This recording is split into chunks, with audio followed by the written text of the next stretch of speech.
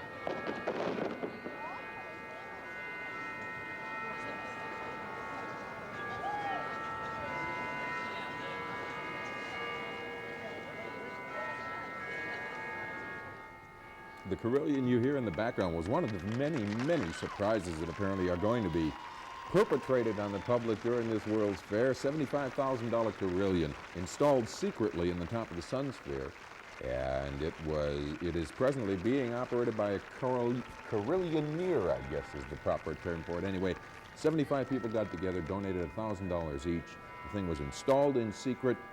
Everybody that did the work was sworn to secrecy. They unveiled it the first time on Thursday. It's going to be a magnificent, magnificent thing to hear peeling across the fairgrounds every noon, apparently, and every evening.